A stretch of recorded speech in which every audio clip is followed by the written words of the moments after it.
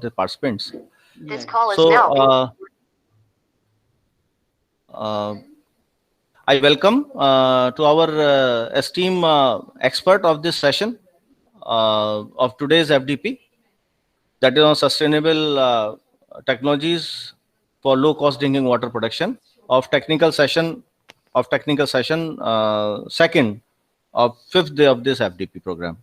So I want to introduce our expert of this session, Dr. Soumitra Kar. He is a postgraduate in chemistry from IIT Roorkee and PhD in chemical engineering from Homi Bhabha National Institute, Mumbai. He is presently working in desalination division of Bhabha Atomic Research Center, India, as a scientific officer F. For the last 15 years, he is associated with the development of polymeric inorganic membranes and membrane assisted physicochemical processes for water purification, effluent treatment, and gas separation. He has developed ultrafiltration membrane assisted technologies for water decontamination, that is in respect to arsenic, fluoride, and iron. Recently, he has developed a nanocomposite membrane based domestic water purification device which does not require electricity to operate, and it is most suitable and applicable in the rural India part. All these technologies are successfully marketed by the licensees of BARC to provide safe drinking water to the masses. He was conferred with the Young Applied Scientist or Technologist Award from Department of Atomic Energy in the year 2011, Group Achievement Award for the contribution of the classified application in the year 2016, and Scientific and Technical Excellence Award in the year 2018. He has more than 40 publications in his credit, and most of them they are peer-reviewed journals, and authored 3 book chapter in the area of nanotechnologies for water purification. Presently, he is a project coordinator of one of the important projects of Department of Atomic Energy on the deployment of water purification technologies in 50 villages of India. He is a life member of American Nano Society and the Indian Desalination Association. With these words of welcome, I welcome Dr. Soumitra Karji to start the presentation of the today's session. Sir. Thank you professor Anurag Tiwari ji. अभी ये जो corona काल है, तो उस corona काल में अभी सब हम म्यूट और अनम्यूट में ही दुनिया चल रही है. यस. तो अभी जितने सारे जो पार्टिसिपेंट्स हैं फैकल्टी डेवलपमेंट प्रोग्राम में, उन सबको सादर प्रणाम करता हूं. और अभी हम जो टॉक्स की तरफ आगे बढ़ते हैं, तो आज का जो शीर्षक है, तो पहले हमने ये सोचा था कि हम field development, field testing of water technologies developed by BARC और चैलेंजेस एंड अपॉर्चुनिटीज, उसके बारे में कुछ आप सबके सामने लाएंगे. तो afterwards then we thought like to make it somehow broad, and now the topic of today's presentation and discussion will be Department of Atomic Energy, that we call DAE, and Jal Shakti Abhiyan, a national perspective. So now with this context, you can see some pictures I have posted on this first slide. You can see in the topmost one, rightmost, is the plant that we have installed in Somthana, Maharashtra, that I will be discussing afterwards. And others are showing basically the water scarcity issues in India as well as overall the world perspective. And then on the rightmost corner, bottom, you can see that there is a drop of water, and now our DAE, Parmanu Urja Vibhag, Department of Atomic Energy, or Jal Shakti Abhiyan. So now the perspective how Department of Atomic Energy is going to realize the perspective of Jal Shakti Abhiyan or Jal Jeevan Mission that Government of India has launched very recently in 2019. So that I'll be discussing along with the technologies that DAE has developed. So I would request all the participants, all the faculties to kindly join with us in this journey, small journey, a brief journey. So it will be very interesting. So it won't be somehow boring. I hope so. So the first one to go ahead is the water, a non-substitutional, scarce world resource. By non-substitutional, I mean if some requirement is there for a particular liquid, I would say, for example, somebody wants, let us say, beer to drink. It can be supplemented or it can be substituted by wine or something else. But water is such a commodity, it cannot be substituted by any other commodity when there is a need of drinking, when there is a need for sanitation, when there is a need for agriculture.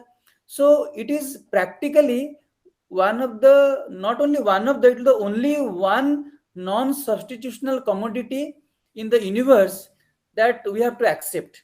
And when the commodity is non-substitutional, at the same time it is scarce as well. So you can see this famous chart, we all of us are basically looking at since our birth, basically when we have started, just जब से हमने होश संभाला जिसको हम बोलते हैं, तब से हम देख रहे हैं कि जो वाटर स्कैरसिटी है, इट इज ह्यूजली अफेक्टिंग अस. तो जो first one you can see here, less than 1% of the water is available for potable applications. And when the availability is less than 1%, and coupled to that, 1.2 billions of people are living in the areas of water scarcity, and 1.4 million children are dying each year due to waterborne diseases. And arsenic, specifically, we are highlighting here because it is affecting, it is kind of a global threat affecting about 140 millions of people across the globe. So these are the some nuts in the nutshell. This is a kind of water challenges fact sheet that I thought you will be interested in. But when it comes to India, India is a lucky, very lucky subcontinent. Why? Because India is gifted with lot of river basins, and you can see, be it Ganga, Meghna, Brahmaputra, be it Godavari, be it Tapi. So you will see the God has bestowed this entire land covering so many beautiful rivers that they used to be our livelihood, and a lot of civilizations used to build up across our river basins only. So in that context, if you see, 18% of the world's population, and along with vis-a-vis that, 4% of the world's water resources that India is basically sharing in the world's perspective. So one of the solution could be in Indian scenario to link the rivers so that the water requirements, mainly for the potable water requirements or irrigational requirements, it can serve the purpose. However, the ecological needs of the river have to be taken into consideration, because once we are planning to link the rivers, there would be a lot of ecological concerns that we have to address. So in that context, we have to go to the next page. Like we are having the surface water, it's a very good thing, but we keep on polluting the water because of global kind of urbanization, and a lot of our greedier practices and religious practices as well. You can see in the Ganges basin that we accept river Ganga as our mother only, but we keep on polluting it by our so many greedier actions because of industrializations and urbanization, usage of plastic. And coming to the groundwater, you can see there is basically pesticides and fertilizers we keep applying for our better crop growth, and that also leaches into the groundwater environment.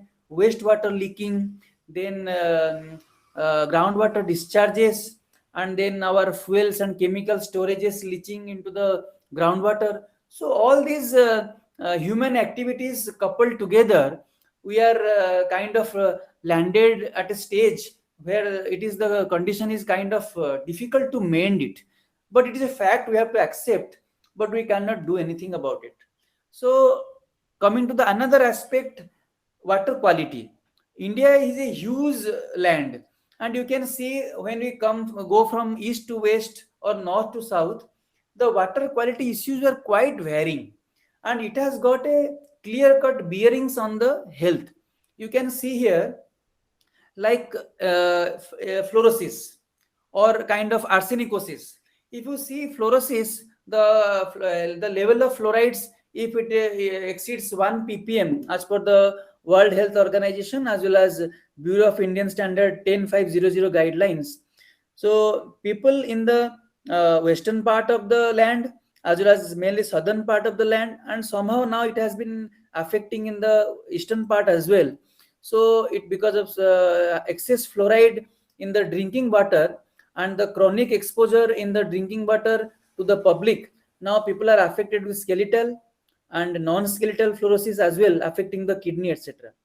Arsenicosis, as I told, it is a global threat, and in the global scenario, India, mainly the West Bengal, and now you'll be surprised to know the entire Ganga, Meghna, Brahmaputra belt, and the states like Jharkhand, Chhattisgarh, UP, and then our West Bengal and Bihar, they are affected with arsenic contamination. The limit of arsenic in the drinking water, originally it was kept 50 ppb, and after that it was observed that the people drinking water with 50 ppb of arsenic also suffers from skin lesions, skin cancer kind of thing. So now the limit has been again reduced to 10 ppb, parts per billion. So you can see those areas that are affected with arsenic contamination, it is a serious alarming issue, and we need to do something. And there are so many technologies, of course, available, and there is a urgent need to go from lab to land, which is also in alignment with the mission of Government of India. So coming to the another aspect, just I would like to set a platform based on which we can discuss the technologies available in DAE and how we are going ahead with the field deployment. So this is one of the important slide. Many of you might be knowing it. With that we know water footprint. You are aware of carbon footprint, but now more than carbon footprint, now water footprint is taking a lead role in deciding the course of actions of technologies and also Atmanirbhar Bharat that I'll be discussing in the later slides. So it can be green water footprint, which is basically water from the precipitation that we are storing it. Not we are storing, basically it is stored in the root zones of the soils and evaporated and transpired or incorporated by the plants. So that also contributing to the water footprint of the globe, and we are discussing in the Indian scenario specifically. And coming to the another part, that is blue water footprint. So it is kind of for irrigated agriculture, industry, and domestic water use, that is basically contributing to the blue water footprint. And the last part is the gray water footprint. You can see the fresh water required to assimilate the pollutants to meet the specific water quality standards. That means, for example, we are drawing water from the river, let us say Ganges, and we are putting that water into the tanneries industries for processing of the leather. And now that whatever water we are having, that we call wastewater, effluent, that effluent, for example, we are not discharging into the environment because so many contaminations are there that are beyond the permissible limits. So it can't be disposed of as it is. So maybe we keep on diluting that stream effluent so that it meets the standards for discharge and disposal. So you can imagine, like, we are taking the water from the river, fresh water, and we are maybe 20%, 30% is being utilized. The rest 70 to 80% of the water is now polluted. And again, to that, we are adding fresh water to dilute the contaminations and so that it can be discharged. So such a horrible scenario, and the water footprint you can assume coupled all together, green, blue, and gray. So scenario is really very grim situation that we are going through. Not sure what our next generation is going to basically see in this such a scenario. So coming to the water footprint of India specifically, if you see 1,000 billions cubic meter per year, this is the water footprint of India. So it basically accounts to everything. You can see some fact sheet, like you can 1400 liters of water goes into the typical morning breakfast.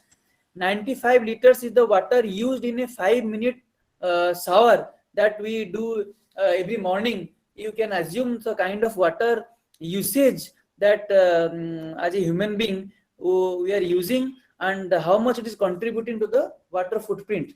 So details we can discuss afterwards. So in that, after now this goal is kind of target is set. So the target is in alignment with the sustainable goals, developmental goals of United Nations. So these are basically in line with United Nations 17 goals, in which our Niti Aayog has been interested to coordinate and transforming our world 2030 agenda for sustainable development goals, moving from the Millennium Development Goals. So earlier UN constituted MDGs.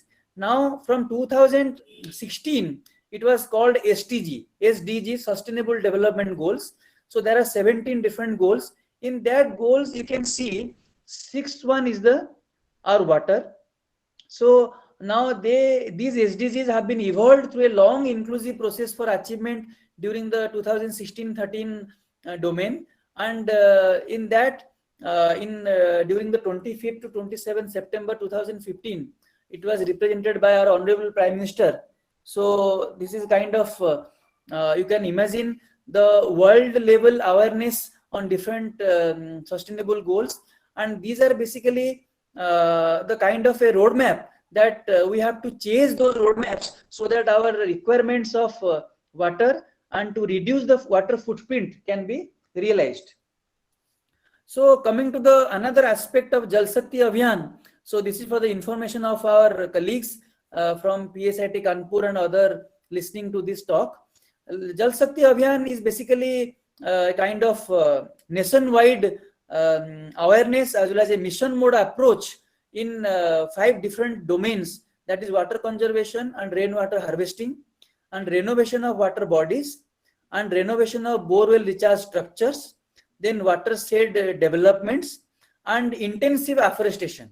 So all together, which was launched basically July 1st, 2019, and in that so many districts have participated, and they have basically shortlisted kind of 256 districts to demonstrate that all these intervention areas can be adopted, and there were some awards also given to the districts, those who have done very well in those domains towards this Jal Shakti Abhiyan. So the domains wherever this Jal Shakti Abhiyan have been instituted, those have been really in that I visited personally along with our Joint Secretary of DAV in July, around 3rd week of July.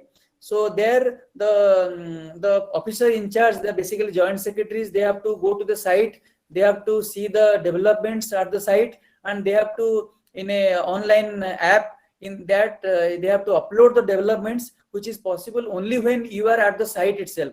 From here, if I'm sitting, then I'm getting the pictures, I cannot upload. It is kind of GPS linked with that. So such kind of awareness and such kind of missions are being implemented by the Government of India on priority. So in the Indian map, you can see the red zones basically refer to the water stressed blocks, and the yellow zones are basically the aspirational districts that are covered under this Jal Shakti Abhiyan. So every drop counts. This is the basically theme of Jal Shakti Abhiyan. And then after that, again, Government of India launched this piped water supply, safe drinking water at the household level by 2024. So 55 liters of water per person per day to every rural household through functional household tap connection. That was the mandate of government, and they want to realize those targets by 2024. So this I hope it will be of interest to all of you. And some status, latest one I could get 2019 one. So there are a lot of work has been done, and also a lot of work needs to be done further. So in that case, coming to the Department of Atomic Energy. So now we have set the platform, like what are the issues in the water sector, and then what Government of India has launched, and what Government of India is expecting from the researchers, from the technology developers, from the industries, and from the local bodies, that some kind of platform we have set here. So now we'll go ahead with the technologies that the Department of Atomic Energy has developed and how it is contributing to these two domains of Jal Shakti Abhiyan and Jal Jeevan Mission and safe drinking water. So Department of Atomic Energy also has different visions. There are different visions on different domains of research. One of the domain is Vision 6, that is on water and wastewater management. And in that, having the values and in the going ahead in the mission mode, this Vision 6, if you see, so it is in alignment with the intervention areas Jal Shakti Abhiyan has launched. So coming to the technologies part, all of us being associated with technology in some way or other, you can see we'll start from the right bottom one. The first approach will be water recycle and reuse. That is the most important one because it is the kind of lowest cost involving and immediate consequences it would provide us. Then going to the water purification, like where the water quality issues are there, but water is available in plenty. So we can go for place and case specific decontamination of fluoride, arsenic, iron, nitrate and heavy metals. Then we'll go to the left top, that is brackish water desalination. That means when water is available, but it is saline in nature, that is greater than 500 ppm, milligram per liter of dissolved mineral. So we have to go for a brackish water desalination where the level of salinity can be from 500 to 5000 ppm, mainly in the states like Rajasthan, Gujarat, Karnataka, Andhra Pradesh. So those who are affected with brackish water desalination, we can do at those places. Then the last one, seawater desalination. You'll be happy to know that India has got a 7,500 kilometers of coastline. We are really gifted by the Almighty in that respect as well, in addition to the freshwater river resources. So whenever there is a need for augmentation of the water resources, seawater desalination is the ultimate final approach. So, but it is energy intensive. So as I told, we have to go from kind of right bottom to the left right bottom to the right top. First water recycle and reuse, then water purification, then brackish water desalination. This also demands energy, but we have to go ahead when there is no option is there. Then finally seawater desalination. So in these four categories, these water treatment technologies can be categorized so that the technologists, the researchers can basically they split their work in these type of four different domains. Coming to the first part of technology, BRC has developed a membrane-based so many devices and technologies for water purification. The first one is the online domestic water purifier based on ultrafiltration polysulfone membranes. Here the focus is basically point of use devices. So in point of use devices, we mean the water can be treated in two different ways. One is the point of entry treatment and one is the point of use. Now in point of entry, like municipality, be it groundwater or be it surface water, whatever is being targeted by that municipality in those in a particular city. So they go for treatment methodology, primary treatment, secondary treatment, depending upon the kind of contamination available in the groundwater or the surface water. Mainly in the surface water, it is always kind of some turbidity, some microbial contamination, because it is basically recharged by the rainwater, unless there is some contamination during the runoff. Otherwise, it is clean, more or less. So in that case, we go for some treatment at the point of entry. Now, after the water is treated, it is being supplied to the household in the pipelines. So after it is being delivered at the household level, there is a need for treatment of that water at the household level itself, that we call point of use. That is basically domestic sector devices. So the point of use basically takes care of all kind of contamination, be it assuming the water is treated or not treated, irrespective of that. And again, the water when being transported, and another thing, water while being stored. So during transportation, during storage, and of course the source of water, if at all it is having some contamination, so all together it can be addressed when you are having a point of use water purification device at your household level. And the beauty of point of use device is that you are the owner, you are the custodian, you are the caretaker. So it is a kind of your baby. So you have to take care of that baby so that it serves your purpose, kind of it will provide you safe drinking water. So it is this technology we have developed in a candle configuration because it was meant for domestic adaptability, and it doesn't waste even a single drop of water. It works on a dead end mode of operation. You can see in the pictorial representation that one lead in the inlet, it is connected to the tap water. It is online, so it can be connected to the tap water. And then in the product end, you will be getting the pure safe drinking water. It will remove the bacteria and viruses. So it doesn't require any electricity. So with a minimum water head of 2 meters, that means if I am in the ground floor and in the rooftop, there is a water storage tank, and that water storage tank coming through the water is coming from the municipality supply or from the well water taken to the storage tank, like we do in our household level in the villages and also semi-urban areas. So that is also there. So in the 2 meters head, we can get, depending upon the number of membrane modules, membrane candles packed in that water purifier, we can get comfortably from 30 liters per day to 100 liters per day, and depending upon the capacity of the family and the requirement. So it will remove suspended solids and bacteria and viruses, and no water is wasted. That's the most important thing. And we can clean the candles maybe after a month or maybe after 2 years, depending upon how turbid the water supply is coming, water supply you are receiving from the concerned municipality. And now for this water technology, some rural adaptability is also quite possible. Like in a hand pump, we can raise the level of the water from the, we can carry it to a overhead tank, and then along with the overhead tank, this water purifier can be, these candles can be with the overhead water tank. And in the village level also, there are a lot of demonstrations we have done that this technology will also perform very smoothly and very comfortably in the village level deployments as well. However, in the semi-urban, in the urban areas, it is a great success because tap water connections are readily available.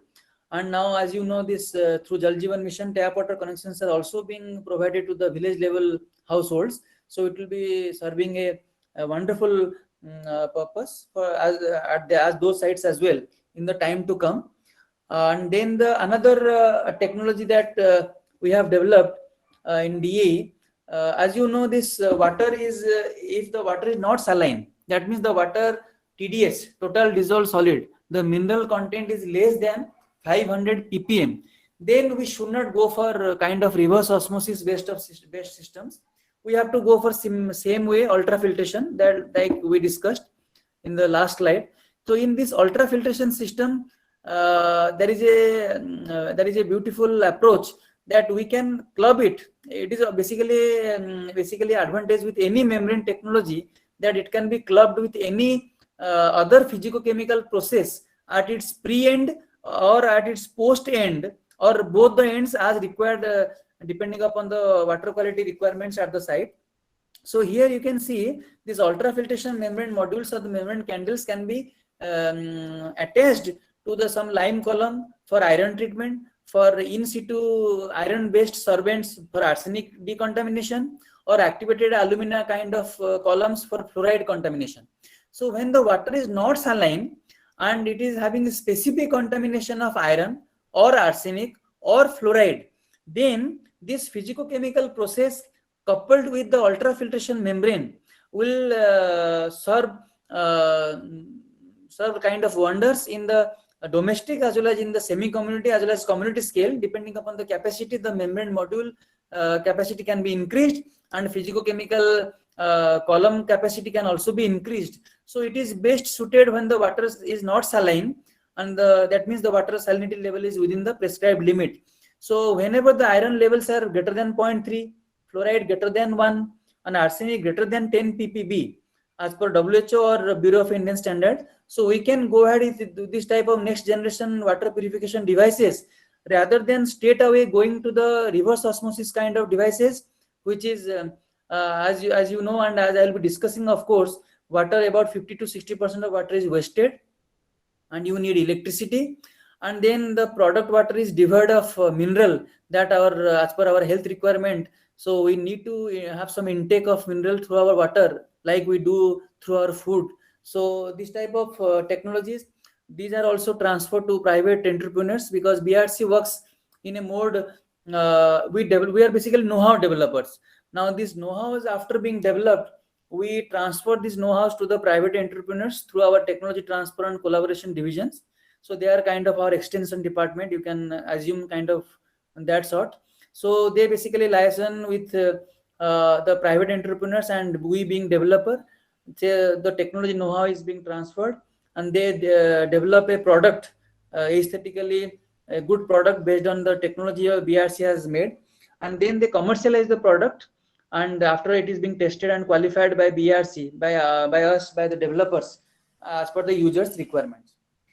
So another aspect also is specific arsenic removal using some radiation grafting cloths. So basically there are some different cloths are available on that by radiation grafting, by gamma radiation grafting, because these facilities are in place in BRC, in DA. So we introduce specific groups on these cloths, and they basically have the capability to decontaminate arsenate and arsenite in situ. So it is a kind of polysulfone membrane coating that I was referring in the domestic water purifier, ultrafiltration based. It is a kind of similar system, but here the cloth is impregnated with specific functional groups that will uptake this arsenate and arsenite, so you'll be getting purified water. So this cartridge coupled with the ultrafiltration cartridge, which will take care of the bacteria and viruses, and also turbid solutions. So this is another beautiful combination for domestic deployments. It, of course, it can be any membrane process, for that matter of fact, as you know, it can be scaled up or scaled down, because they are modular in nature. So as per the requirement of the site, it can be done. So another approach is offline domestic water purifier. So whatever we have discussed now, it was kind of online. Online means you can connect it to the tap water, but as of now in the villages, the water sources are erratic, and availability of water is kind of very grim. In maybe for about 50 or 100 households, maybe one tube well is available, or one well is available, or one borewell is available, and there is no tap water connection as such. By maybe 5 years down the line, the situation will improve quite a lot as per the Government of India initiatives. So till those periods, we have seen in the field this online domestic water purifier, deploying it and serving the purpose water requirements of the household level is becoming kind of difficult. So what we have done, we have made an offline nanocomposite ultrafiltration membrane based device. So this is a offline system. So in the offline system, you can see like we are having a same type of membrane, but you have impregnated with nanomaterials to have better flux. And in the better flux, of course, we are getting the selectivity with respect to bacteria and viruses, because these membranes are impregnated with silver. So this is a polysulfone silver nanocomposite membranes, and with that, these proprietary reagents for arsenic decontamination, for iron decontamination, or for fluoride decontamination, we can based on the place and case specific contamination level, in this offline domestic water purifier, we can have some reagent dispensation system or capsule dispensation system. So these are also developed and now deployed in village Harel, Samastipur, Bihar. So where this arsenic and iron levels are quite high, arsenic up to the level of 500 ppb and iron up to a level of 2 ppm. So there, this type of in the very remote villages where the electricity and the supply is quite intermittent, not regular supply is there, and also pipe water connection is not available. So we have to go for this type of offline systems. So this is a kind of first of kind of product in the Indian and international market. So this is another development that BRC has done specifically for rural areas. Then a typical case study we have carried out for uranium decontamination using this brackish water reverse osmosis type of systems. So RO reverse osmosis, as you know, it will take care of the salinity. Of course, in any reverse osmosis systems, we are having an ultrafiltration system as a pre-treatment, which will take care of suspended solids and bacteria and viruses. And reverse osmosis will only take care of the or dissolved mineral whenever they are present in beyond the permissible limit of the guidelines. So now you can see in Punjab there are 6 different districts like Faridkot, Bhatinda, Muktsar. So where we have field tested these reverse osmosis membrane modules. They are of capacity of 10 to 30 LPH, and there the contamination of salinity as well as uranium was there, and uranium up to 700 ppb was available, whereas as per the guideline of the Atomic Energy Regulatory Board, AERB, the limit should be less than 60 ppb. So these type of membrane systems we have deployed. About a year field studies were done, and now dialogues are going on with the Punjab that we should deploy this type of systems at household level or in the form of community scale plants, depending upon the infrastructure available at the site, so that the people can take safe drinking water, have the access to safe drinking water free from uranium, salinity, and of course fluoride and arsenic also is there in different parts of Punjab. So this is a kind of field study of brackish water reverse osmosis membranes in Punjab. So I thought it will be interesting to you to know that we have to go for field study and then deployment. This is the strategy. Another approach we have seen is deep and drink membrane pouches. These deep and drink membrane pouches, as the name indicates, you have to dip the pouch, membrane pouch, and after some time it will be filled with the water. So the beauty of these pouches are there. It can be deployed in the areas affected with disasters, like in tsunami, disaster affected, and the flood and the cyclone areas, where the transportations are hugely affected and we cannot go from here and there. So there we need to have some whatever available water source is there, we have to treat it, and we have to have access to safe drinking water on the site in situ itself. So there these membrane pouches are of great boon. So here you can also put some ORS or milk powder in the pouches and pack it, so that the baby food etc. can also be prepared. And the principle is basically kind of osmosis, forward osmosis, where the only water will pass from the affected water source into the membrane. So it will be highly pure water that can be made available at the site in the disaster affected areas, or for those servicemen, like they used to travel from different site to different site without having access to the safe drinking water, and they are also not aware of what is the quality of water. You cannot even check the quality of water. They are not responsible for checking the water quality. So these type of pouches are also helpful at those areas. So it will be free from any biological contamination, suspended solids. So it will be purely highly safe water. So this is another approach BRC has followed, DE has followed. And then these are kind of small scale which can be go to the community or semi-community scales. But however, there are scales available up to industry applications as well, that we call full-scale membrane technologies by BRC. So in that, one is the seawater reverse osmosis membrane. You'll be happy to know that India is the 5th country in the world who is having the single stage seawater reverse osmosis membrane technology, which will give us more than 99% of salt rejection in single stage. So that means from 35,000 or 40,000 ppm of seawater, you can have a 300 to 400 ppm of safe drinking water in a single stage. So this technology also has been transferred to private entrepreneur who is having the facilities, and also those membranes are being supplied to different seawater reverse osmosis plants in India. And also government is trying to promote in the Make in India initiative, like we should in our plants we should use our technologies instead of importing any technologies, any products abroad. So this is one of the important advantage that is going to play important role in the Make in India mission and Desalination Mission of Government of India. So this is another development I thought you'll be happy to know.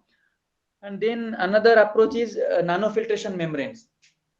As you know, this reverse osmosis is lying at one end, and at another end there is ultrafiltration membrane. So UF membrane is taking care of suspended solids, bacteria and viruses, whereas this reverse osmosis is basically taking care of the dissolved mineral when they are present in excess quantity. These nanofiltration membranes, they are basically lying in between the ultrafiltration and reverse osmosis membrane. That means they are kind of tight UF membrane, you can say, or loose RO membrane. But the beauty of this membrane is that it can remove the multivalent species. That means calcium Ca2+, magnesium Mg2+, or heavy metals like lead 2+, cadmium 2+, or mercury 2+. So since they have got a principle of Donan exclusion, because charged surfaces are available and the pore sizes are in the range of 1 to 5 nanometers. So this is a patent protected technologies BRC is having. So all the technologies are basically patent protected to safeguard our know-how. So in that you can deploy this type of membranes with higher flux compared to the reverse osmosis membrane. Higher flux means, I mean to say, the throughput of the membranes in the liters per meter square per day, they are 2 times compared to the reverse osmosis membranes. And then pressure requirement is quite low compared to the reverse osmosis membrane. And the fouling tendencies of the membranes are quite low. And at the same time, it is more suitable for those areas where heavy metal contamination is there, because heavy metals are basically multivalent. Or then you can have some water hardness causing species of calcium and magnesium. So hard water can be made soft water with this type of technologies. So it is kind of lying in between UF and RO. So better energy efficiency with respect to RO, and also it can remove the dissolved multivalent mineral. So a lot of developments have taken place in charged nanofiltration membranes, and this technology also has been transferred to private entrepreneur in Gujarat, and they have also made so many domestic modules, and now these typical reverse osmosis modules, they are being imported abroad at a very low cost, but quality is not that good. They are being replaced with this type of NF modules. So this is another important development in our safe drinking water mission of Government of India. And then another part you would like to, you would be happy to note, like India has lot of pond water. Like we know, in like in any temple of ours, be it in mainly Lord Shiva's temple or Lord Vishnu temple, we used to have some ponds just ahead of our, in front of our temple, and people used to take bath, and then they used to go enter into the temple. That is a practice we follow. So here there is a typical pond in Shivganga, Deoghar, Jharkhand. So this water, this Shivganga pond, after being continuously used by decades after decades, so it has lost its bathing standards as per the Government of India guideline. Like our drinking water guideline, there is a guideline for bathing water as well. So this water we have treated, DEBRC was the technology consultant for this treatment, and it was executed by the Commissioner Office of Deoghar in Deoghar Municipal Corporation. So now this water, you can see here in the slide, this water quality before and after treatment. Rightmost bottom you can see. So it was a project cost of about 10 crores, where BRC has contributed about 50%. So 2 units of 500 meter cube per hour. It is a kind of close to industry treatment.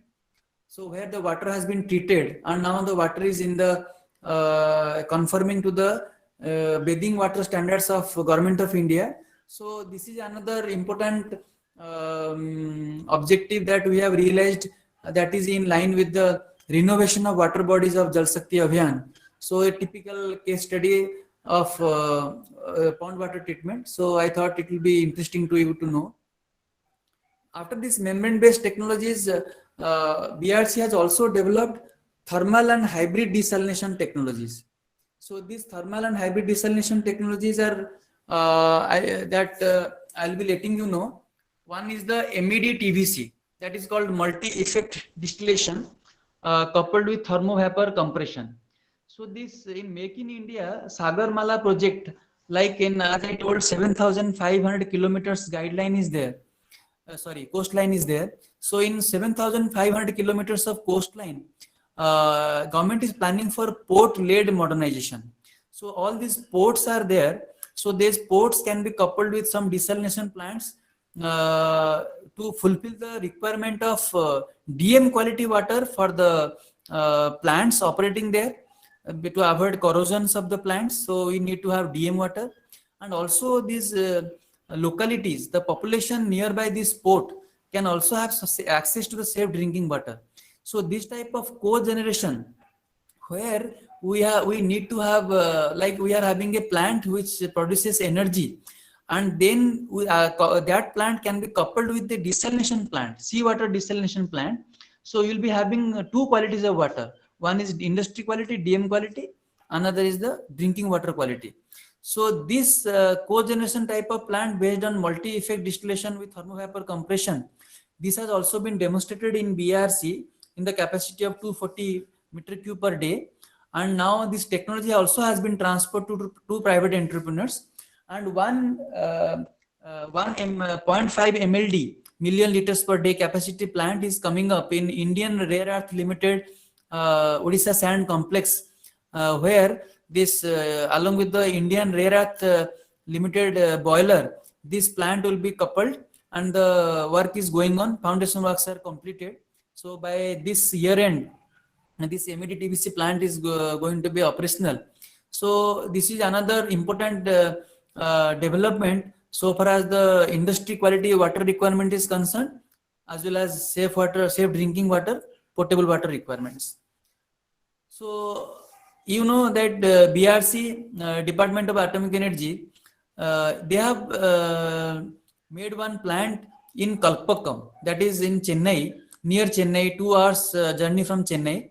So that is a 4.5 MLD plant, where 3.6, 1.8 is coming from the seawater reverse osmosis plant, and then 4.5 is the multi-stage flash. So this multi-stage flash is a kind of thermal desalination, like multi-effect distillation. It is a multi-stage flash.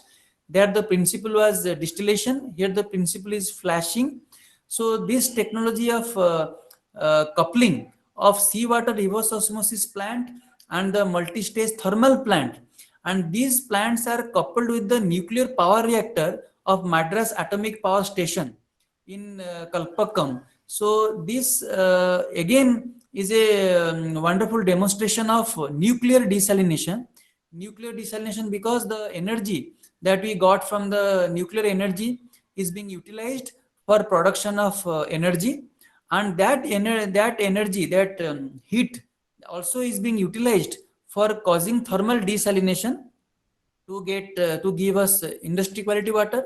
And that entire premise is housing two different plants, thermal as well as RO. So this is a hybrid desalination plant, and you'll be happy to take a note of it. Like, it is a world's largest hybrid nuclear desalination plant. So IAEA, different sister countries, they used to visit Kalpakkam and get training on this hybrid nuclear desalination plant housing the SWRO as well as MSF plant, which is catering to the requirement of makeup water requirement of the Madras Atomic Power Station, as well as the drinking water requirement of nearby DAE facilities. So it is an important demonstration of hybrid technology. Now you can always ask that we keep on desalinating the water, that means the water we are removing the salt. अगर desalination को आप हिंदी में बताएंगे तो निर्लवणीकरण, तो उसका मतलब जो salt है water में, that salt we are removing so that we can provide the potable quality water or the DM quality water required by the industry. So now what this salt we are removing. Now what is the fate of that salt? Now, as you know, this in India, slowly these guidelines are coming up, like zero liquid discharge. So that means it doesn't mean that we cannot discharge any liquid. It basically means that whatever liquid we mean to discharge, it should be having no contamination or close to zero contamination. That is the need of hour, so that the environment is restored, environmental sustainability of the process or environmental sustainability of the technology, they are restored. So that is the need of hour. So what we have done basically, we have developed a technology like this. In this slide we have basically shown that if the concentrate water having lot of salt loadings in the reject lines of the desalination plant, if it goes to the marine, so the marine life is affected. So directly we cannot dispose it into the seawater. There is a guideline how much distance from the sea coast it has to be disposed, what is the temperature variation we have to, it is that is allowable. So this type of requirements we have to take into account when we are going ahead with a desalination plant. So in that, the zero liquid discharge, it is a very important aspect, because brine management we need to do not only for the environment but also for the kind of wealth from the waste, because this salt, this brine is having lot of valuable chemicals that can augment and enrich our salt industries and so many chemicals industries. So at the same time our environment will also be protected. So this to reduce this environmental impact, environmental footprint, like our water footprint and carbon footprint, this environmental footprint because of brine discharge we have to reduce by reducing the salt loading in the water being discharged. So for that, one technology of brine concentrator we have developed and demonstrated in the capacity of 5 meter cube per day, that is 5,000 liters per day. In that, this reject water, this brine, because you are having a feed water, that feed water is treated, and product water as per the guidelines of BIS in Indian standard and WHO is being provided to the common mass. Now this reject water, that the water volume is less but the salt loading is high, so that water can be put to the brine concentrator, thermal brine concentrator. It's a kind of evaporator. So it will basically try to concentrate the salt further. Now that salt can again be having a value to the, as I mentioned here, to the value to the chemical industries, and then these salts can be put to a very, very beneficial use. And in that case, the desalination will also be made more economic, because desalination is not only giving you safe drinking water or industry quality water, it is also giving you some salt and valuable salts present in the seawater environment for different uses. So considering the effect of global warming and climate change, like all of us are aware, government has taken an initiative of solar energy driven so many different processes. And as you know, maybe in the Rann of Kutch, I think world's largest solar park is coming up, and to that so many desalination plants, and then so many different industries, they will be deriving energy from this solar energy, solar thermal as well as solar electrical. So to have the effect of kind of minimize the effect of global warming and climate change, BRC has also developed solar energy assisted ultrafiltration water purification facilities of different capacities. Of course, this capacity, as I have been telling since beginning, capacity you can always scale up and scale down, because membrane is modular in nature, and even thermal desalination is modular in nature. Number of stages you can increase or decrease depending upon capacity. But of course, for seawater desalination, larger capacities are always economic and better to adopt. However, this brackish water desalination and ultrafiltration based water purification, these are also economic in the small scale, even in the domestic scale. And solar panels can be accordingly, number of panels, the footprint area of the panels, etc., can be increased depending upon the capacity of energy required for the desalination. So BRC has also demonstrated these solar energy driven desalination water purification facilities. And not only water filtration, the solar powered desalination for rural areas, be it for production of water, pure water from the brackish environment, that I called 500 to 5,000 ppm, or seawater environment where the water salinity is in the range of 35 to 40,000 ppm. that can also be treated using the solar energy, and you can have the safe drinking water. So just pictorial representation of modules, and then inverters you need, and BWRO, RO, SWRO units just have been shown here for your kind information. Then this water purification and desalination that we have discussed in detail, kind of briefly, but in a focused way, we wanted to bring it to you for your kind information and knowledge. So likewise, the wastewater treatment technology is very important with respect to Jal Shakti Abhiyan. And from the energy perspective, it will be more important to know that this type of technology can be adopted by the existing industries, by the existing plants, waste treatment plants, with some retrofitting. So you need not for example, somebody has not conceived the idea of treatment in the beginning, so it can be retrofitted now itself.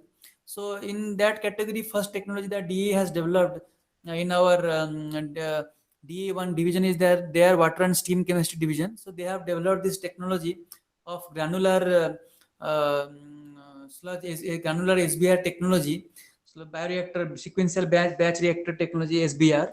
So in that, biobeads are being formed for treating the wastewater in a single tank system. So it is single tank system. So basically it relies on the cultivating of the biobeads, that is basically biofilms and granules, for removing the contaminations in the sewage, in the municipal sewage water. And now this demonstration has been done in the Kalpakam, our DA township, and now patent also has been taken for this technology, because it is a single step process. And activated sludge, granular sludge, and hybrid granular sludge. So these three different water quality has been shown in the picture. It is not that clear because I tried to consolidate so many things in a single slide. Anyway, time was also not there for further discussion. We can always go for specific discussion at a later time. So the idea is that to provide you different technologies in a nutshell. So here you'll be happy to know that in Surat, dialogues are going on with the Surat Municipal Commissioner, that this type of technology can be deployed in Surat, where there are a lot of generation of sewage, and this water can be treated. And the main idea is that this water, when is being treated, and we are able to as I was telling, 100 liters of water, let us say we have taken, and then after utilization, maybe 80 or 60 liters of waters we are putting back into the environment, which is polluted. So if we are able to treat that water, and then that water can be put to recycle and reuse, then the demand of the water on the freshwater bodies like rivers and lakes will be drastically reduced. And at the same time, the contamination of the environment, the environmental sustainability that we call, that also will be restored. So it is a kind of win-win situation. Demands are reduced, environmental footprints are reduced, and we basically kind of satisfy our conscience, like we are not misutilizing our so much kind of coveted water resource, which is available at a so much slowly this water pricing is being done, and water price will be basically, you will see it is hiking and hiking in the time to come. So that is the approach, that we have to recycle the waste and get some valuable out of it, be it solid sludge or be it the polluted water. That was the idea. So here also we have approached different directions in treatment of industrial effluents. So a typical effluent of ONGC, Oil and Natural Gas Corporation, that is another division, our chemical engineering division. So there also we have treated this water and separated this oil and water and make it suitable for the agricultural purposes. You can see here effluent treatment plant.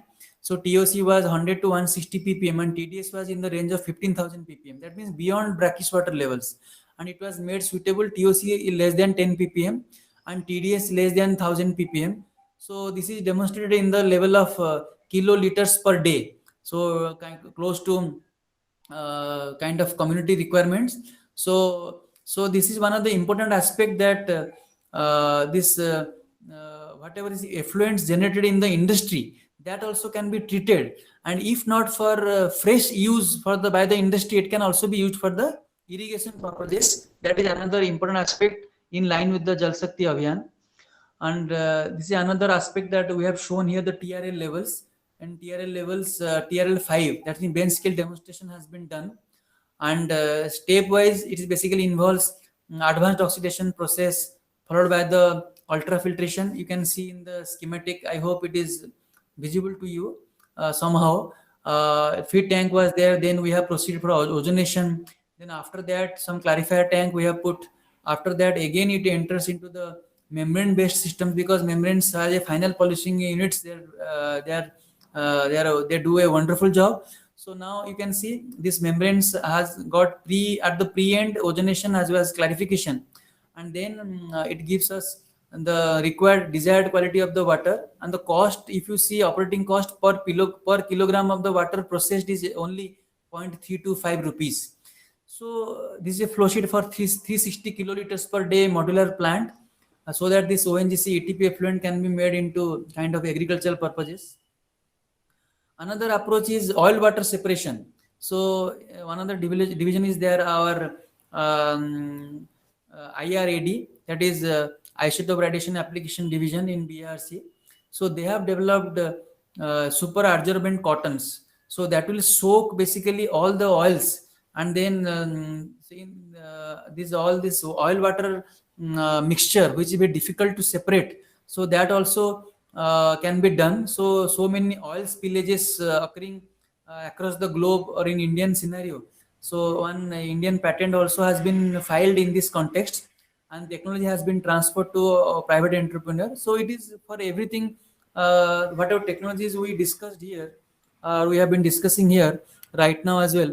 So all the modus operandi is that we have to have a know-how, and that know-how has to go to the industry. That will also help in the Make in India initiative, as well as to commercialize the products of the BRC. Another aspect is the isotope hydrology. It is connected to the source rejuvenation, which is one of the important mandate of Jal Shakti Abhiyan, because we need to know, for example, those areas where the springs are dried up because of lack of water recharge. Withdrawal is more, recharge is less. There, with the help of isotopes, we used to predict and we used to analyze and evaluate. This is one division, the same division IRAD. They also do this isotope hydrology work in DAE. So they give us an idea that where basically we should have some recharge structures, where this particular spring or this particular source of water is being recharged. There itself we have to make a recharge structure, so that the water source can be rejuvenated, and the access to the water source in the village level or in the semi-urban level can be restored, which has been minimized because of non-availability of water. So in that case, activities by different isotopes, this itself is a big domain, so we cannot go in detail. So there are different isotopes they are using, carbon based and hydrogen based or boron based, and they inject some tracers to understand how the water is recharging and at what point it is being recharged. And all these type of studies, isotope investigations, have been carried out across India in collaboration with the Central Groundwater Board, because without their help it is difficult to identify this water hydrology and where these recharge structures have to be created. So in that case, different applications of this isotope investigations with respect to water specifically, be it water quality monitoring or surface water or groundwater interconnections, then arsenic, fluoride, different type of contaminations so far as water quality is concerned, then sustainability of the groundwater, then recharge studies. So everything can be kind of mapping can be done. So, and based on that mapping, we can decide the course of action, be it water purification or recharge structure. All these things can be decided based on the isotopic investigations. So implementation strategy, this is a kind of last part of the lecture. So what implementation strategy we are adopting to take this technology, this process know-how, from the lab to the land. So that was the main idea. So in the lab to land, if you can see, we are having the one technology of 50 villages deployment. So BRC is a R&D organization. Is basically we develop the know-how. Now to go to the field, we have taken the help of different agencies. One is the Agni, accelerating growth of New India's innovation. Then some NGOs like Aga Khan Rural Support Program, Tata Water Missions, Tata Projects Limited, Common Service Centers, then Bharatiya Agro Industries Foundation, and also another our DA unit is Akriti, that is Advanced Knowledge Rural Technology Implementation Programs. So we took the help of different agencies, government and non-government bodies to reach out to the masses and deploy the BRC developed technologies, DA developed technologies, so that the mass can be benefited. So here you can see the how the technology cycle moves, that most of us are aware, you are knowing it. Just to emphasize that first we have to be aware about the technology. That means we need it, justification is in place. Then we have to go for technology acquisition. Then we have to install the technology so that the technology is adopted at the field level. Then we have to promote it. Once we are happy, we are successful, and it is serving the purpose, we have to go for technology advancement. And then in case at a particular point of time we see that now this technology has become obsolete, then we have to go for abandonment. And after abandonment, based on the expectations, based on the site requirements, based on the water quality requirements, again this cycle will again roll up. So this way this technology cycle moves. After judging this part only, we have to go for the technology development and then adaptation. So that I was telling this Akriti.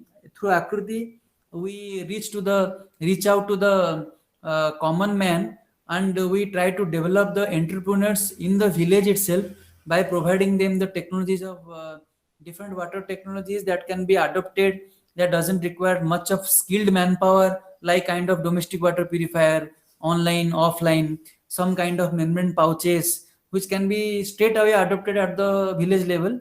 So we create entrepreneurs at those sites, and those entrepreneurs we provide complete hand holding so that they come out with the product, and those products they distribute and they commercialize in the rural areas at a very low cost rate. Because the theme of our FDP, like Professor Tiwari has rightly made a theme, like low cost water technology, low cost water technology Yes. products. Yes. So, Yes. Yes.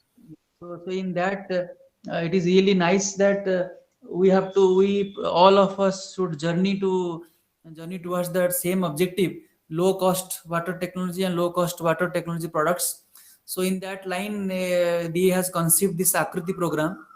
And another important concept you'll be happy to note, it is a concept of silage. Silage means best of the city and best of the village. Like in India, you can see now migration is happening like anything. So people are migrating from the villages to the city in search of jobs. And then in villages, we are having a very healthier environment, but no infrastructure. But we don't want to pollute, of course, the villages with lot of urbanization and industrialization. But the needs of the villagers, water is a primary need and indispensable need. It can't be substituted. So there, this type of technologies can be adopted at the village level. So best of the city means the know-how from the cities like Mumbai, from the organization like BRC is going to the village, and the village level entrepreneur is developing the product for the common benefit of the village population.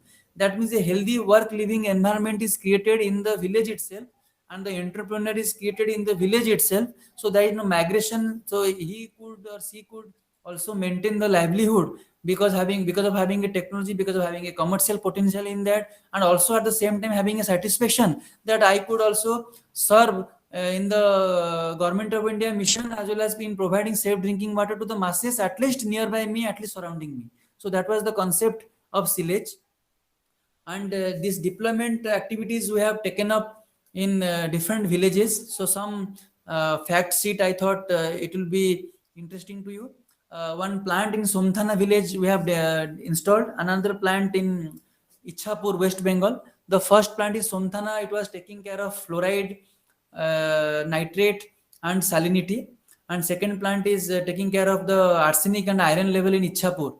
So the idea is that these plants, again, this is here another technology mechanism of sustainability of technology we wanted to focus upon. That was basically these plants are having water ATM, because when we visited fields, we could see that domestic water purifiers are serving very good, because as I told, it is baby of the householder. But in community plant, what happened, this gram panchayat or the block development officer, or maybe concerned MLAs, etc., they used to deploy the technology, deploy a plant of 1000 liters per hour capacity or more than that, for let us say 2000 population, requiring about 8000 liters per day. But what happens after 1 year or 2 years, the plant dies out because of lack of operation and maintenance, that we call O&M. So now this O&M sustainability to be ensured, for that, first thing is that awareness at the village level is required, that we need to do that. They have to be made to understand that safe drinking water is required. And now this water ATM concept is that for every 20 liters of water, 5 rupees of water, 5 rupees charges you have to pay. Then this judicious use of water they will be doing. And at the same time, like we used to have a debit card, and we used to swap it and get some money. So here this smart card based dispensation has been given. The cards were distributed to the individual household. So at a single swap, they will be able to get 20 liters of water without anybody's presence in the plant. So the ATM is kept outside the plant only, and they can come and swap. And these 20 liters for only 5 rupees is sufficient for 4 to 5 membered family for potable water requirements. And now these 5 rupees collected for every 20 liter from every household per day will be collected by the gram panchayat, so that this gram panchayat will have a kind of corpus to maintain this plant O&M, operation and maintenance. And now once the village population started using the safe drinking water, the health of the members of the family will improve, the participation, the attendance of the children in the school will increase, because 80% of the water is 80% of diseases are basically waterborne. And now this 5 rupees per 20 liter will not only ensure O&M, some money if left over can also be utilized in different welfare activities like Anganwadis, etc. by the Gram Panchayat. So the idea is that this community scale plan to be made sustainable, we have instituted this water ATM, and one plant is instituted in 2019 November. It is being operational for more than a year. And Ichhapur plant is inaugurated in July, in the lockdown itself, with much of difficulty. Lockdown unlock 1 we did it. So because it was 400 ppb of arsenic affected area and more than 2 ppm of iron. So this type of approaches to reach out to the public in a sustainable manner, and to kind of evolve a mechanism of replication to ensure sustainability, that was the main idea. This is another pictorial representation. We used to put some messages like Jal Suddhikaran Kendra, Gram Panchayat Somthana, so people are aware, and it is just nearby the in front of the Gram Panchayat office, so that people when come to the Gram Panchayat for different work, they can also see the plant, and there is a visibility, they will be getting aware. At the other walls of the plant, we have mentioned some slogans on the like Jal hai to kal hai, is tarike se, take people are aware. And this is the inside view of the plant. So cost wise, it is about 10 to 11 lakhs cost was there, and water ATM is shown here, you can see. So it is outside, on the outside of the plant, so people can come and use it comfortably. So this is just for your kind information. And as I was telling, this slogans, so स्वच्छ भारत सुंदर भारत, और जैसे local languages में हमने लिखा है, महाराष्ट्र में था तो मराठी लैंग्वेजेस में लिखा हुआ है, ताकि गांव में जो विलेज, जैसे आप पीछे पिक्चर में देख सकते हैं, एक मंदिर है, अभी यहाँ पे एक वाटर एटीएम वाला प्लांट है, और जस्ट मंदिर के राइट हैंड साइड में सामने उनका सरपंच ऑफिस है, ग्राम पंचायत का ऑफिस है. तो this way we try to reach out to society to serve the purpose of the society, at the same time to popularize the technology, also to field test our technologies, that like whatever we have developed in the lab, how it is performing in the land. That is also another satisfaction to us as a developer. This is another initiative by us in Indian Railways. In Indian Railways, as you know, जैसे ही गाड़ी में बैठे बोतल खरीदना शुरू. तो अभी पहले जमाने में मुझे याद है जब हम लोग बचपन में जाते थे तब हम क्या करते थे, जब स्टेशन पे गाड़ी रुकती थी भाग के जाते थे, पानी लेके आते थे. तो एक ही बोतल है, वो बोतल हमारा चलता था काफी दिन. अभी क्या है, लोग continuously they keep on buying this plastics and plastic water bottles, and they this environmental pollution is also taking place. So we have in this Delhi Chandigarh Shatabdi, this idea of putting this water dispenser in the bogies were instituted. So because of in between the lockdown it was stopped. So it basically, the idea was that on site, on board, the passengers can have access to the safe drinking water. So they don't have to even rush outside of the train to fetch water. At the same time, they will also avoid taking water bottles. So this is the idea, and it is completely free. So the water they can take it, and this maintenance can be done by the BRC licenses. They are basically technology partner of BRC.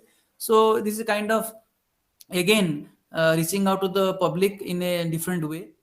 And you'll be happy to know that in Kumbh Mela also, that one of our licensee, they have also put about 50 liters per hour capacity, 10 units. Again, that is also no money is there, only to serve the society, because people will be aware that we should be having access to safe drinking water, and also take the safe drinking water. It is for the good of us and family. Another approach is DE Technology Demonstration and Dissemination Facility, DTDDF centers. So this is instituted by DE on another ground. Like we are having the technology, we are having the know-hows. But for example, this technology know-how is available, let us say, in PSIT Kanpur.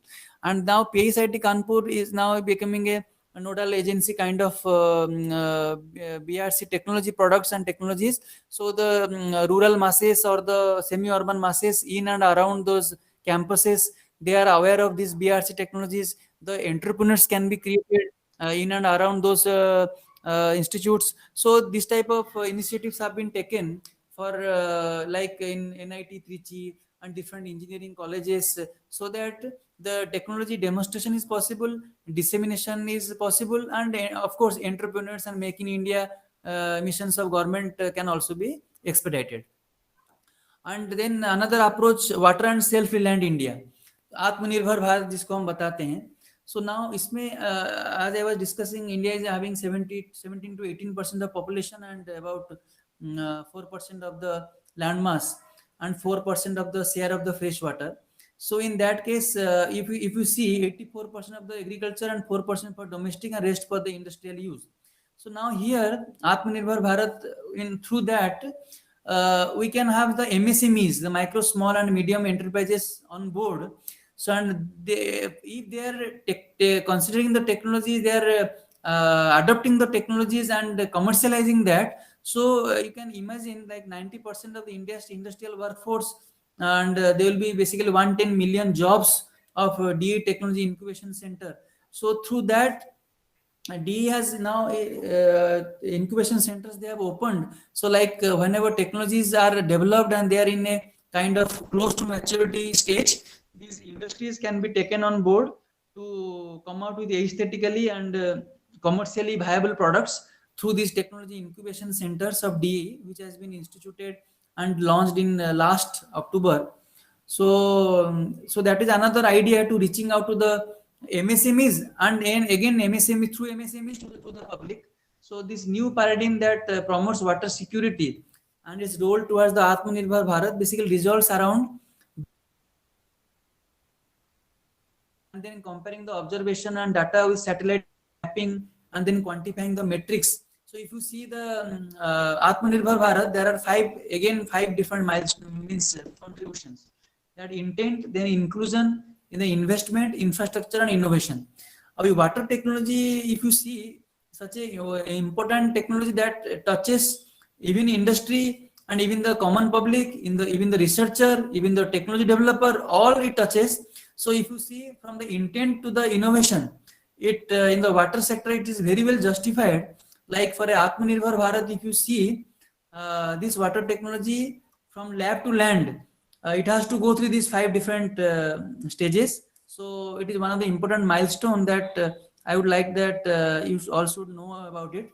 And then newly these smart water systems are coming up. So this will also be another important contribution to the Atmanirbhar Bharat. So it is not merely the measuring the flow from the storage to the consumption. It's now time to consider smart water as spanning every part of the water cycle, from sourcing to the treatment, and again to deliver to consumption, and again reclamation, because reclamation is most important part now. So we should not we should also take environmental sustainability into account. So if you see the return on intelligence, we must have the right data at right time, so that we can make a right decision and continue to optimize our smart water systems as needed, and maximize the ROI through improved cost reductions, asset utilization, risk mitigation, revenue capture, or customer services. So in this water technology aspect, these are very much well placed. And coming to the last part, now we are coming to the end of the talk. Like so many different divisions have contributed. And associate directors of different groups. So here we like to see so that we have to be water reliant, and takeaways. If you see, like it is a kind of whatever messages we have mentioned, that Jal Shakti Mantralaya. What we can do, basically 3 simple steps we can do. We can harvest the rainwater and install a water purification system, and then spread the message. That is the spreading the message is the most important part. And the last part is the kind of personal message from Martin Luther King Sahab through me to all of you, including me. Like we have to move on. The basic aspect is that we have to move on, and you can read those things. If not we are able to fly, we have to run. If not able to run, we have to walk. If not able to walk, we have to crawl. So basically, if you see a baby, baby from crawling to walking to running and then flying. So baby doesn't stop. Baby keeps on moving, because the target of baby is very fixed. He or she has to move on. So we have to move on. And now this, in the journey of moving on, most important part is the support from the colleges and the industries and R&D institutions. Now really we are grateful to this PSIT college and specifically the professor Anurag Tiwari sir, जो कि हमें जयपुर में हम लोग meeting में MNIT में मिले थे. उसके बाद हम मित्र बने. उसके बाद सर ने तिवारी सर ने काफी, जो से बोलते हैं, एक मोटिवेशन इंसान के अंदर खुद रहना चाहिए ताकि वो दूसरे को मोटिवेट करे. तो सर ने इसको हम आगे बढ़ाएंगे. तो हम तो वाटर में जो जानते हैं, तो हमारे जो साथी हैं, जो कलीग्स हैं, जो प्रोफेशनल फ्रेंड्स हैं, उनको भी इसमें इस जर्नी में ऑन बोर्ड लेंगे. और उसके साथ में अनुराग तिवारी सर को, उनके साथ में जो उनके जो डायरेक्टर हैं, जो उनके जो एडमिनिस्ट्रेशन है, उन सब ने सपोर्ट दिया. तो मैं ये सोचा कि ये स्लाइड्स में PSIT को एक्नॉलेज करना, मतलब ये बहुत ही छोटी बात हो जाएगी. It is great opportunity provided by PSIT and Tiwari sir to us. Like we are able to share with you this whatever technologies we have developed and our motive and mission behind it. So Sadar Namaskar and gratefulness, heartfelt gratefulness to PSIT and Tiwari sir. And we really look forward to your association in disseminating and distributing and demonstrating our BRC developed, DA developed water technologies. और इसमें हमारे जो desalination and membrane, पहले desalination division था, अभी वो desalination membrane technology division हो गया है. और अभी हमारे इसमें जो एक अदक साहब अभी एक हेड बने हैं हमारे लास्ट दिसंबर में. अभी हमारे नए जो ग्रुप डायरेक्टर एक हैं KT शिनोय साहब. तो जब हमने ये बताया कि तिवारी सर ने अप्रोच किया है, so they were also very happy and supportive कि हाँ, हमें इस जो ये भी एक तरह से मुहिम है, ये भी एक मिशन है कि हमारे टेक्नोलॉजी को लेके आगे जाना है. तो उसमें they have also supported. So we are really grateful to all on board and all the listeners who have really patiently heard. I think they are not bored, and thanks a lot to all. So if there is time for some few questions, we can take. Otherwise, we can proceed for the next session. Yes, yes. Sir, thank you very much for your session. It was really very informative, and it touched all the aspects. It covers all the aspects of the water and technology which are low cost, this purification technique. And certainly we as a PSIT, we would like to associate you, as we had already discussed. So what we can do, we can plan a program for this implementation of this implementation of these technologies at the ground level. And for your information, I would like to tell, we are also one of the participating institute under Unnat Bharat Abhiyan. That is a program which is funded by the Government of Education. Earlier it was known as the Ministry of Human Resource and Development, and we are associated with that, and we have adopted the 5 villages under this program. So we regularly conduct our study, and we regularly conduct our this survey in that village area, and we regularly take the problems of the villagers to solve them locally.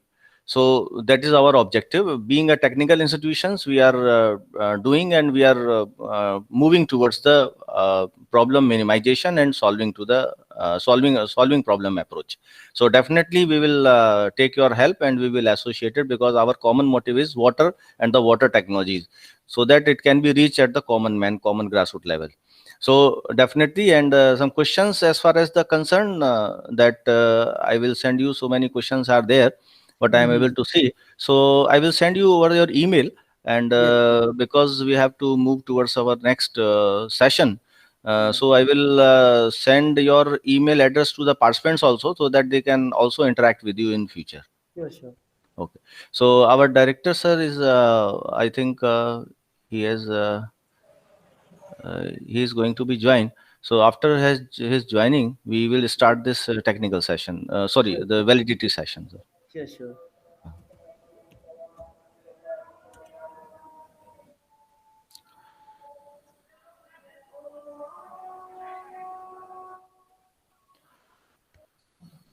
I can check whether he's.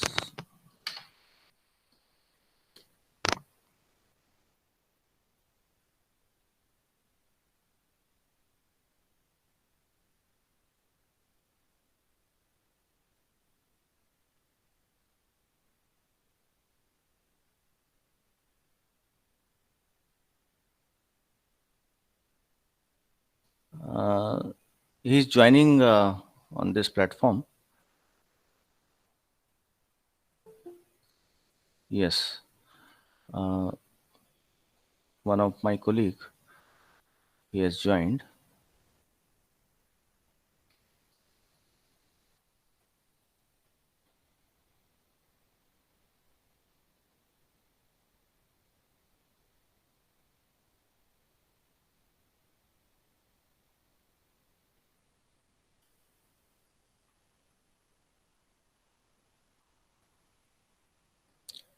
Wait for a while, sir. Our director, sir, has joined. Yes, sure. Welcome, sir. Good afternoon.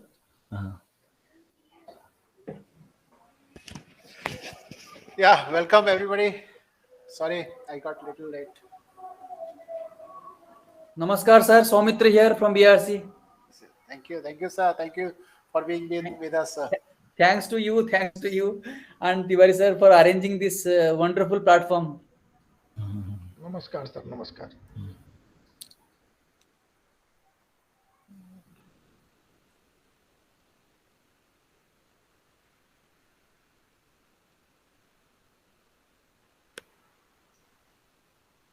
Yes, Dr. Anurag, you can begin. I think that's so.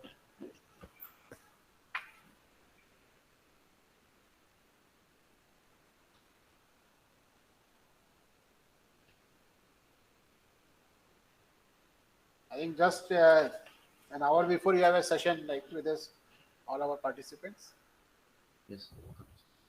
Very good afternoon to all the esteemed members. I, Amar Sharma, would like to honor all the members of validity session for the FDP. So would like to invite our honorable convener, Dr. Anurag Tiwari, sir, to speak for the same. Thank you, Amarji. Honorable Chairman, sir, respected MD ma'am, respected chief guest of the session, distinguished guest, respected director, sir, deans, HODs, and valued participants of this faculty development program. I wish a warm welcome to all in our validity session of 1 week FDP, which began from 18th of January 2021. Before we proceed further, I would like to brief you about the outcome of this faculty development program, which I should say was a very fruitful program. Rest you will decide. Fruitful in the sense, under one common platform, we were in a position to have virtual interaction on various water technologies such as electrocoagulation, reverse osmosis, recirculation, treatment methods, and their cost. I mean, which technologies we most benefiting for treatment of water and make it drinkable. As we know that there is a scarcity of drinking water, not only in our country, but majority of population of the countries, especially African countries, are facing tremendous difficulty to get safe and drinkable water. There is only 4% of drinkable water achievable, and rest is made drinkable.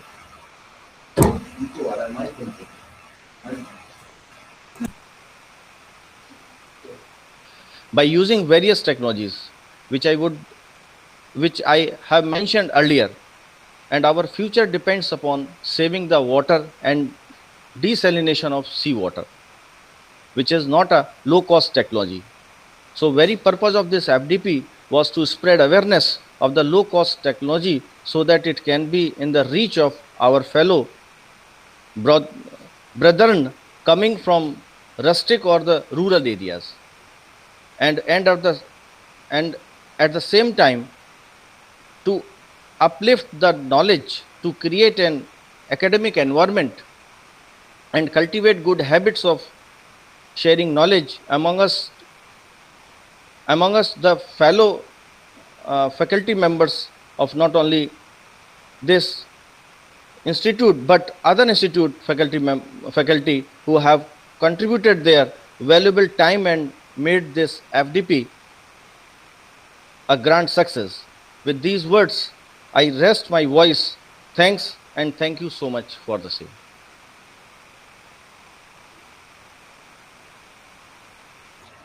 Thanks, Anurag sir, for sharing precious words. Now shall invite Honorable Director Sir, Dr. Ajit Shukla sir, to share his thoughts.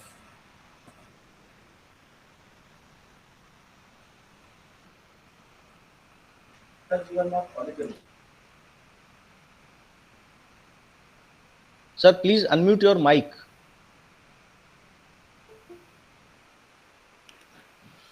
Thank you very much. I'm really delighted to see the end of this program, a 5-day long program where all of you have participated with great spirit. Let me welcome Dr. Sumitra Kar, the chief guest for today's validity function. And just an hour before, you had an actually talk with him also on the field deployment of water technologies. So I first of all congratulate the Department of Basic Science and Humanities and NECATIV for giving this opportunity to meet all of you.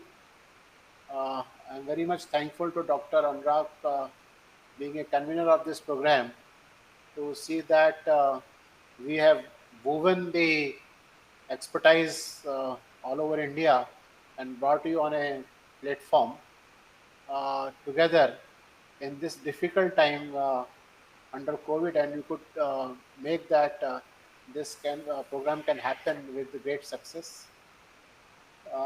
I see that I was not even present for maybe 1 or 2 sessions there, though I considered myself also be a student of being a student of hydraulics or fluid mechanics.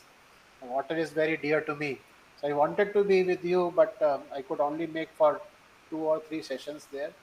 But I found that all of you, despite your busy schedules and the rigid requirement of FAQ, I could see that out of 150, at least around 40 to 42 participants were present uh, in each of the sessions there, which shows that you are trying to find and meet the daily requirements. I'm very much sure that each one of you will be better equipped to take this faculty development program back to your classrooms, so as to see that what you have learned by having interaction will pass particularly to the students. So it's a great honor to see that we make a beginning in terms of sustainable technologies for low cost drinking water production from this place, and see that whatever you have learned, you must take it further with your students. And this is not the end, though it is a validity session. It is not an end, it is the beginning. And see that this interaction can happen more with each one of our strength, and we keep our doors open for everyone, so that when you find that we can be useful to you, we'll be more happy to help you. So with this, I thank all of you for wonderful participation in having this program organized. Thank you very much. Thanks, Director, sir, for your precious words. Now let's invite our co-convener, Dr. Atul Srivastav, sir, to introduce our honorable chief guest.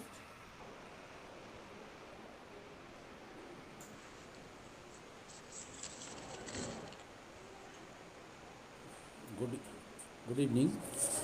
Dr. Somitkar, a postgraduate in chemistry from IIT Roorkee and PhD in chemical engineering from Homi Bhabha National Institute, Mumbai, is working in desalination division of Bhabha Atomic Research Center, India, as scientific officer F.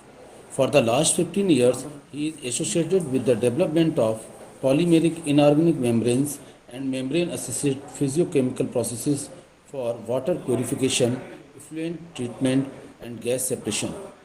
He has developed ultrafiltration membrane assisted technologies for water decontamination with respect to arsenic, fluoride, and iron. Recently, he has developed a nanocomposite membrane-based domestic water purification device which does not require any electricity to operate and is most applicable in rural India. All these technologies are successfully marketed by the licenses of WARC to provide safe drinking water to the masses. He was conferred with the Young Applied Scientist Technology Award from the Department of Atomic Energy in the year 2011. Group Achievement Award for the contribution in the classified application in the year 2016 and Scientific and Technical Excellence Award in the year 2018. He has more than 40 publications in several peer-reviewed journals and authored 3 book chapters in the area of nanotechnology for water purification. Presently, he is the project coordinator of one of the important projects of DAE on deployment of water purification technologies in 50 villages in India. He is a life member of American Nano Society and the Indian Desalination Association.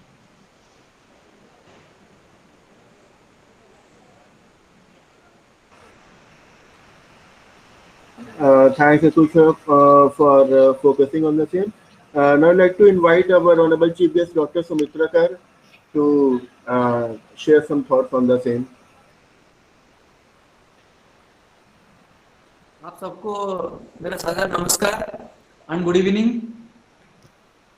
और really it is a great honor and pleasure for me to be associated with you and share the technologies DE has developed for water purification, desalination, and wastewater treatment. Way back when I got a chance to meet with Professor Anurag Tiwari ji. So that time itself, Tiwari ji was telling that, sir, we can have a discussion on a common platform, and then that time it will be very kind of creation of awareness for among our faculties, as well as it will be a kind of milestone to take forward the technologies of DE into society, and then dissemination of the knowledge.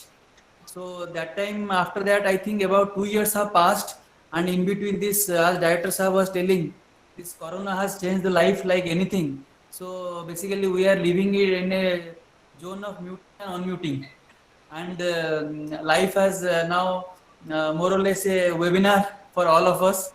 So, but finally, with the support of administration and Director Sahab, PSIT, this Professor Anurag Sahab has made it possible that we all are now united on a common platform, and really I'm grateful to all of you to give us this opportunity. And coming back to the FDP and the theme of the present discussion, from our last experiences gained over 15 years, and out of that 10 years we have been in the field, we realize that India is a kind of storehouse of technologies, be it water or be it energy. So now the lacking in our entire system is to take the technology from the lab to the land, and we have to be proactive. We have to join hands with the MSMEs, join hands with the industries, and to ensure that all these know-hows are now converted in a commercially viable products, commercially viable units that can be deployed on field for the common mass benefit. Like whenever these technologies are in the lab and not going to the land, it is a kind of black money. Now it is time that we have to make this black money white by making these technologies reaching to the land, serving the society, and then based on the feedback and experience from this society, this village population or this urban population, we have to further improvise our technology to make it more robust, more environment friendly, more energy efficient. That is the main mandate of our technology deployment program. And with this program, we would like to get associated with PSIT Kanpur in a very big way, and we look forward to the kind support and cooperation of PSIT in this noble mission, which is in alignment with the Jal Shakti Abhiyan as well as Jal Jeevan mission of Government of India. So with this kind of message to all, including me, and with a request to the administration in PSIT, I would like to rest my statements, and thanks to all, heartfelt thanks to all for this opportunity. All of you take care. Thanks, Sumitra sir, for your valuable feedback and thoughts. So, would like to invite our co-convener, Dr. Atul Srivastava sir, to offer vote of thanks for this FDP. Can we have few of the feedbacks from the participants? Yes. Before that, we would like to have some feedback from the participants. I would like to invite Bikram Yadav. Bikram ji, can you open your mic or camera? Bikram Yadav, are you able to hear me?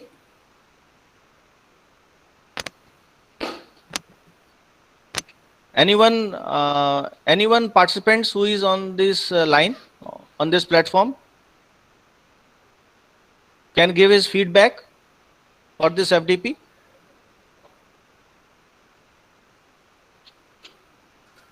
Whosoever is most active, we can ask, I think. Yes, most active. Anyone who wants to give the feedback for this FDP program? Shweta is there. Can she say something? Shushma Dave. Parastak, Dr. Parastak. Hello. Hello. Yes. This is Shubha Dwivedi. Hello. Yes. Yeah. Yes, This is madam. Dr. Shubha Dwivedi. Yeah, please. Yeah. Yes. sir. Please Okay, speak. sir, Actually, namaskar. I have attended. Namaskar, sir. I have attended all the sessions, and जो जितने भी sessions मैंने attend किए वो सभी बहुत ही ज्यादा, एक तरीके से मैं कहूंगी कि बहुत ही ज्यादा ज्ञानवर्धक थे। और मेरा जी खुद का वर्क सर डीफ्लोरिडेशन पे है, तो जी पर्टिकुलरली अगर मैं बात करूँ तो मुझे जो डीफ्लोरिडेशन वाला जो सेशन था वो बहुत ही ज्यादा इंटरेस्टिंग लगा। हाँ, डॉक्टर पर्टिकुलरली मधु जो अग्रवाल मैडम जी ने का, नालगोंडा टेक्निक और इन एमएनआईटी, सब यस, चीजों डॉक्टर की, मधु जी अग्रवाल, जी जी यस यस जी यस। जी जी उन्होंने जो बात हाँ की थी वो बहुत ही इंटरेस्टिंग था। और इसके इसके अलावा भी सर कुछ सेशंस जो थे वो बहुत ही वैल्यूएबल थी। अगर आज हम जी सुबह के सेशन की बात करें और कल की जो सर उन्होंने वाटर एस्टिमेशन, जो particularly parameters BOD yes COD and how to yes yes calculate yes carbonates and all these things ना, so that was also very wonderful. So I am really yes, appreciate your efforts and this is for my thank you, side. Thank you so thank मच। you, thank you. Thank you. Now I would like to thank you, madam. We will in touch with you. Thank you. Excuse me. Now I would like to invite Bikram Yadav ji. If you want to say something, one or two line, please. Good evening all of you respected sir.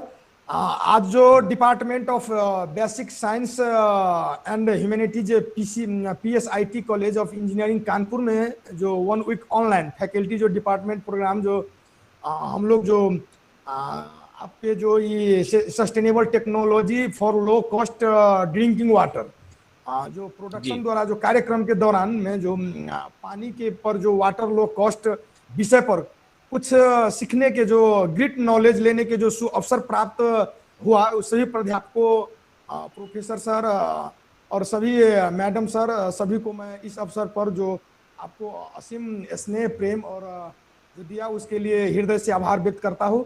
और इस दौरान इस programme का convener आदरणीय अनुराग Tiwari sir और पूरा team को मैं विशेष धन्यवाद देना चाहता हूँ कि मैं नेपाल से हूँ और नेपाल से मैं जो इस विषय पर काम करता हूँ, तो जो डिफिकल्ट थे, जो भविष्य में भी आई एम हैप्पी भविष्य में भी आपसे मतलब सहकार्य करके हम लोग जैसा concept of safe water, rural water supply scheme है ना, वाटर ट्रीटमेंट नेचुरल, मतलब प्रेजेंट जो प्रैक्टिस का बात जो है आ रहा है, और save water, recharge by rain water, ऐसा बात जो सब जो है, जो प्लास्टिक वाटर बोतल के विषय पर एकदम नाइस इन्फॉर्मेटिव सेशन रहा। और जल है तो कल है, जल ही जीवन के आधार है, इसको मतलब ये जो बर्बाद नहीं करना है। रियली वेरी वेरी वेल्दी और ग्रेट रहा, बहुत अच्छा प्रोग्राम रहा। और भविष्य में भी आपसे सहकार्य करके हम लोग नेपाल से भी आप लोग के आपको बहुत बहुत इस सेशन के पूरे टीम को, होल टीम को हॉटली धन्यवाद देना चाहता हूँ और नमस्कार। Thank you.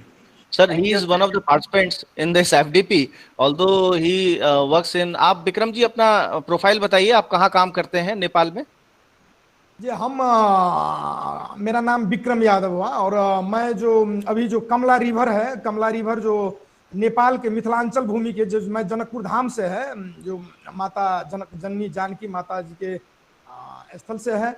और यहाँ पर जो कमला रिवर है वो ऐतिहासिक धार्मिक रिवर है, और रिवर पर हम लोग सेव कमला कैंपेन चला रहा हो, जो कमला वाटरशेड कंजर्वेशन कैंपेन, जो वर्षों से आपको पिछले 3 वर्ष से लगातार हमको weekly program Saturday weekly program हम लोग जागरण अभियान जो चल रहा है। और दूसरा जो मैं अभी फिलहाल government of Nepal department of agriculture में टेक्निकल एग्रीकल्चर टेक्नीशियन के पद पर मैं कार्यरत भी हूँ। और अपने पहल में जो प्रकृति संसाधनों की रक्षा करने हेतु और आने वाले भविष्य में जो हम लोग प्रकृति से कैसे हम लोग खिलवाड़ कर रहे हैं, कल के दिन में क्या हो सकता है, इस पर हम लोग को कार्यक्रम रेगुलर जो नेपाल के गवर्नमेंट स्तर से, नेपाल सरकार के सहकार्य में और विभिन्न INGO NGO के सहकार्य में हम लोग को कार्यक्रम रेगुलर चल रहा है। और ये वॉलंटियरी हम लोग जो टीम है, ये वॉलंटियरी कार्यक्रम चल रहा है। और सहयोग और सहकार्य करने के वास्ते आपको पिछले वर्ष, इस बार तो कोरोना वायरस के कारण आप लोग को तो बहुत बहुत धन्यवाद देना चाहता हूँ कि ऐसा इंफॉर्मेटिव सेशन हम लोग को जो जुड़ने को मौका दिया, हॉटली धन्यवाद है। लेकिन हम लोग को पिछले वर्ष, इस वर्ष हम फिर आप लोग को भी सहकार्य में आपको एकदम वेलकम है, स्वागत है जनकपुर धाम नेपाल में। लेकिन पिछले वर्ष हम लोग को जल पुरुष आदरणीय डॉक्टर राजेंद्र सिंह जी, रामायण सर्किट के चेयरमैन डॉक्टर राम अवतार शर्मा जी, आपको गंगा नदी से सज्जल श्रीवास्तव जी, आपको सरजुग नदी बचाओ अभियान से पवन कुमार सिंह जी, ऐसा करके बहुत सारे भारत और नेपाल के साथियों सब मिलकर हम लोग जो कमला कैंपेन के वार्षिक उत्सव भव्य तरीका से हमारे नेपाल के यहाँ के राज्यपाल के मुख्य अतिथि में हम लोग संपन्न किए। और इस बार भी हम लोग दूसरा वार्षिक उत्सव संपन्न किए हैं, उसमें मंत्रीगण और ठीक ठीक विक्रम ठीक जी है, भी बहुत ठीक है, बहुत आनंद आया ठीक है आपसे विक्रम बात जी. करके। Yeah, Okay. Ravindra I would like to invite another participants who want to give their Ravindra Singh, feedback. I think Ravindra sir Singh has hello sir hello Yeah, please Yes, talk. हाँ, पारस तक जी. Yes, Dr. या पारस तक. मैं myself sir doctor Paras Tak associate professor हूँ chemistry में Pacific University Udaipur Udaipur very well known Maharana Pratap की भूमि रही है और Yes. सिटी ऑफ लेक यहाँ बहुत सारी झीलें हैं राजस्थान में से हूँ सर मैं तो Okay. मुझे बहुत ही अच्छा लगा एफडीपी अटेंड करके और फ्लोराइड रिमूवल पे मेरा भी वर्क है जिसमें मैं Okay. पीएचडी करवा चुका हूँ बायो ऑब्जर्वेंट पे सर और अभी क्या एग्जाम ड्यूटी थी फिर भी मैं ये आपका अटेंड किया किसी किसी तरह से Yes. कल का जो सेशन था सॉरी टू से सर एक सुबह वाला सेशन में मिस कर गया क्योंकि एग्जाम में बिजी था थोड़ा सा अभी जो कोविड-19 जैसे ही ओपन हुआ तो थर्ड ईयर और इनके एग्जामिनेशन चालू हो गए सर यहाँ पे Yes. तो सॉरी टू से सर बहुत अच्छा लगा वो सेशन मुझे अभी भी अफसोस है कि मैं मिस कर गया कल का मॉर्निंग का session sir Okay, no Please. issue. We will Thank send you the Thank you. details of this FDP on your thank you email. So address. Much sir thank you so much sir So,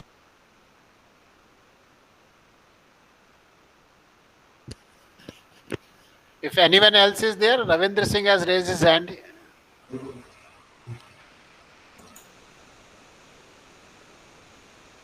Okay.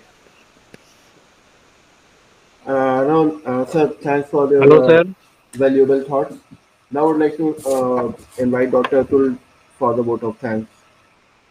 Ravindra want to say something. I think Ravindra Singh Yes. wanted to say something. You can have a last feedback.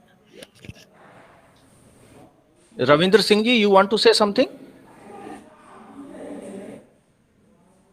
I think he is having some problem. Hand is still up. Yes, please, Atul sir, please propose a vote of thanks. Okay, thank you, sir. Honorable Chairman, sir, respected MD ma'am, respected director, my colleagues, and our most valued invited chief guest. I take it a great privilege to have been asked to extend a vote of thanks on this pious occasion. This week will be remembered as a milestone in the history of the institute as we organized our faculty development program online.